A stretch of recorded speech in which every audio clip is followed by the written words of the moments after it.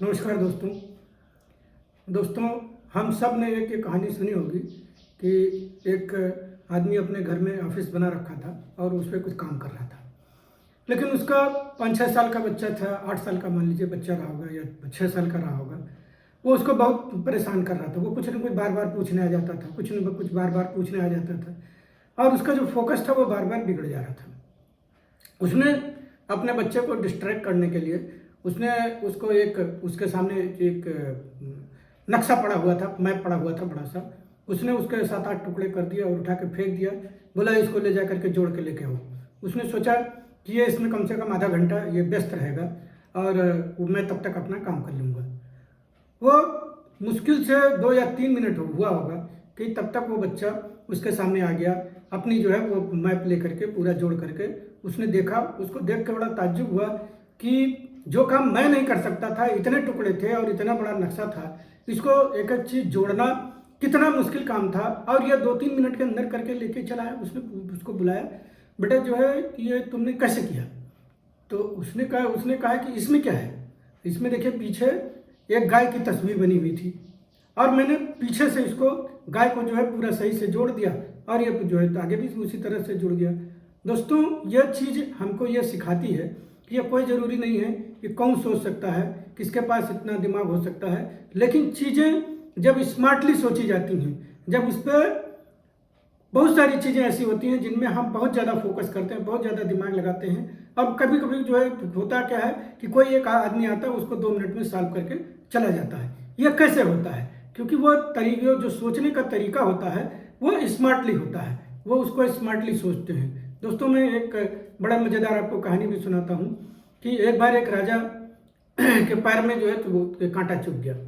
अब जब कांटा चुभ गया तो उसने जो है सारे दरबारियों को बुलाया और उसने कहा कि भाई ऐसा कुछ करो कि अभी दोबारा कांटा मेरे पैर में नहीं चुभना चाहिए।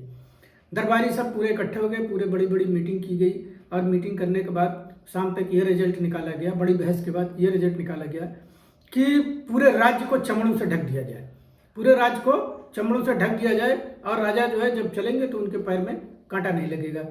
तो भाई जो है तो जानवर काटे जाने लगे, चमड़े इधर उधर से मंगाए जाने लगे और जो है पूरा राज्य जो है पूरा चमड़ों से ढका जाने लगा।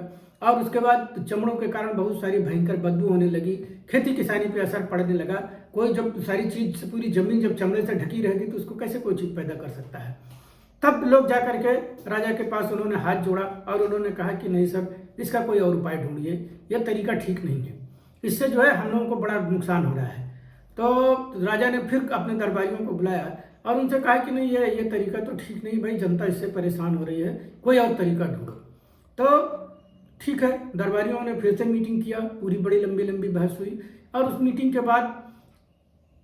के बाद क्या हुआ कि उन्होंने कहा कि एक काम करते हैं कि पूरा राज्य जो है पूरा धूल इसका जो है छांट दिया जाए और इसमें से जहाँ कहीं भी कांटे वगैरह हों उन सबको छनाई कर लिया जाए। वो छान करके सारे कांटे या कोई भी चीज़ ऐसी हो जो अगर उसमें पड़ी हो तो उसको निकाल दिया जाए कि जिससे राजा के पैर में दोबारा कांटा ना लगे। ये भी प्रोसेस कोई आसान तो था नहीं। इस प्रोसेस में भी बड़ा लंबा लाखों मजदूर लगाए गए, पूरा धूल जो है छाना जाने लगा, पूरा इकट्ठा किया जाने लगा और जो है वो पूरी डस्ट जो थी वो सब लोगों के घरों में घुसने लगे। पूरा पूरा घर जो है धूल से पट जाता था, जैसे कि रेगिस्तान में घर बना हो। लोगों को सांस लेना भी दुश्वार हो गया। फिर यह जो है बात फिर राजा के पास गई। लोग जो है जब त्रस्त हो गए, उन्होंने कहा कि सर इसमें भी बड़ी तकलीफ है और जो है इसका कोई और उपाय ढूंढा जाए। अब फिर उन्होंने दरबारियों से कहा कि नहीं, कुछ और इससे आसान तरीका ढूंढिए। दरबारी उनके पास गए, दरबारी फिर सब अपना मीटिंग करना शुरू कर दिए। तभी एक बूढ़ा आदमी आया और उसने कहा कि मैं इसका सबसे सरल उपाय निकाल सकता हूँ। उसने कहा ठीक है बताइए। तो वो राजा के पास गया, उनके पैर का नाप लिया और बोला मुझे 2 दिन का मौका दीजिए। 2 दिन बाद वो पैर में उनके साइज का जूता बना के लेके आया और बोला राजा साहब अब आप जहाँ मर्जी हो जाइए और आपके पैर में कांटा नहीं चुभेगा। ये भी सोचने का एक तरीका था जो बड़े बड़े लोग नहीं सोच पा रहे थे, वो उसने सोच के दिखाया। जैक मा कहता है कि कोई भी काम जो सारे लोग कर सकते हैं, जो आसान होता है, वो उतना फ्रूटफुल नहीं होता है जितना जब चीज़ों को आप अलग ढंग से करते हैं, उस पर अलग नज़रिए से सोचते हैं और अलग नज़रिए से काम करते हैं। वो कहता है कि मेरे पास 10 प्रोजेक्ट लेकर के लोग आते हैं और जो बताते हैं कि ये सबसे आसान है, ये बहुत अच्छे से किया जा सकता है, उसको मैं पहले रिजेक्ट कर देता हूँ। और लास्ट में जो 10वें नंबर पर जिसको लोग बताते हैं कि ये सबसे दुरूह है, ये नहीं हो सकता, ये किया ही नहीं जा सकता, और जो है मैं उस पर ही ज़्यादा फोकस करता हूँ और उसको ही करता हूँ। आज आपको पता होगा कि जैक मा जो है अलीबाबा कंपनी का मालिक था, जो दुनिया की सबसे बड़ी कंपनी बन चुकी थी।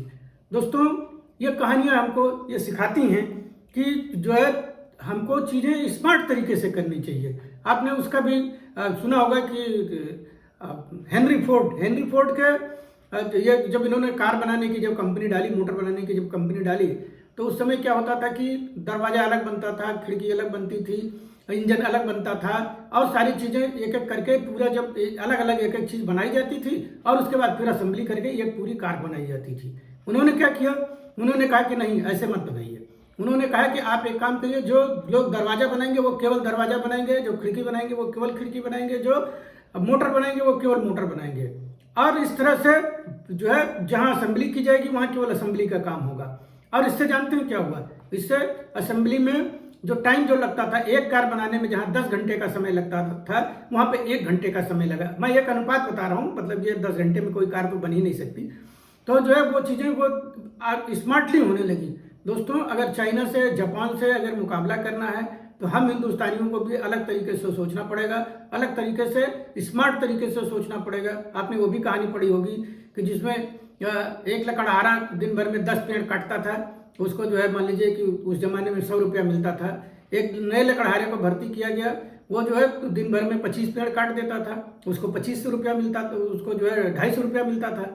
अब वो लकड़हारा आया मालिक के पास, उसने कंप्लेन करने लगा कि भाई मैं इतना पुराना लकड़हारा हूँ और मैं अभी भी 100 रुपया कमाता हूँ, ये अभी कल का लड़का आया ये 2500 कमाता है।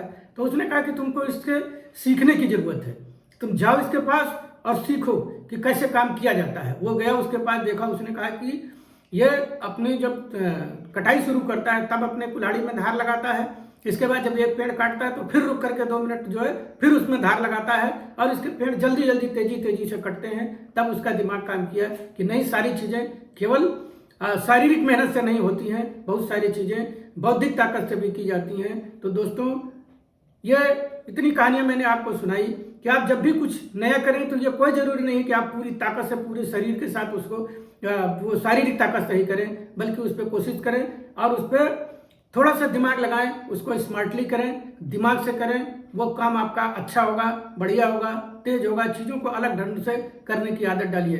दोस्तों नमस्कार, मेरा नाम उमेश श्रीवास्तव है और मैंने ये वीडियो आपके हेल्प के लिए बनाया है। अगर आपको कहीं से भी कोई भी चीज़ अगर दिमाग में क्लिक करी हो तो मेरे वीडियो को लाइक कर दीजिएगा, और अगर पहली बार अगर आपने देखा हो तो मेरे चैनल को सब्सक्राइब कर दीजिएगा। थैंक यू, नमस्कार।